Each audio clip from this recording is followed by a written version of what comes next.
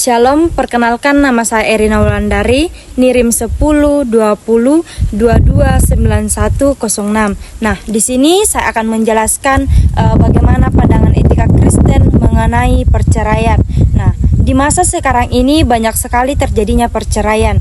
Perceraian merupakan putusnya ikatan dalam hubungan antara suami istri, yang berarti putusnya hukum perkawinan sehingga keduanya tidak lagi berkedudukan sebagai suami istri dan tidak lagi menjalani kehidupan bersama dalam suatu rumah tangga. Perceraian juga merupakan putusnya hubungan yang sudah disatukan dengan iman dan pemberkatan. Nah, perceraian bisa dilihat dari dua perspektif yang berbeda, yaitu cerai hidup dan cerai mati. Nah, cerai hidup pada umumnya terjadi atas dasar ketidakcocokan atau ketidaksamaan seperti persinahan, kekerasan dalam rumah tangga atau biasa disebut dengan KDRT, pertengkaran, masalah ekonomi dan berbagai masalah lainnya. Sedangkan cerai mati terjadi karena salah satu pasangan sudah meninggal dunia.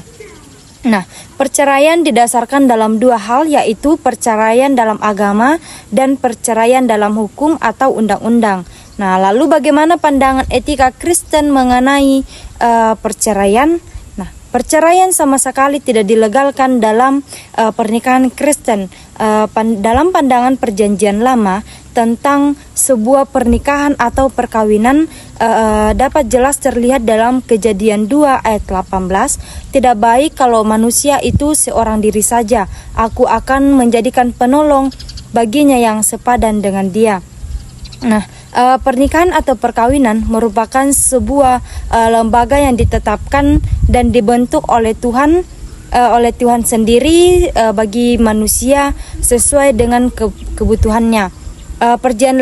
Perjanjian Lama sesungguhnya memberikan larangan terhadap perceraian, walaupun dalam Ulangan 24 ayat 1 sampai 4 di sana diatur tentang perceraian, tetapi kemudian Tuhan Yesus menyatakan bahwa hal itu diberikan karena ketegaran hati umatnya.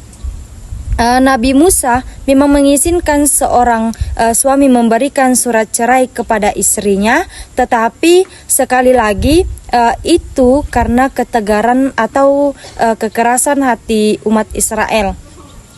Kekerasan hati manusia membuatnya sulit untuk mengampuni.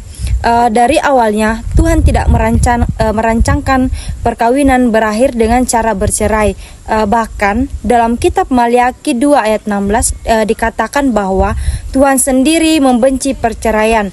Nah, tentu umat Tuhan tidak diarahkan untuk melakukan apa yang dibenci oleh Tuhan.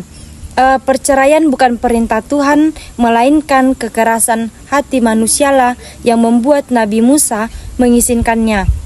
Nah, dalam kitab Kejadian 2 ayat 24, ikatan perkawinan oleh Tuhan sendiri diberi istilah menjadi satu daging. Nah, ikatan perkawinan adalah ikatan persatuan. Dengan demikian, tidak bisa dipisahkan. Demikianlah mereka bukan dua melainkan satu.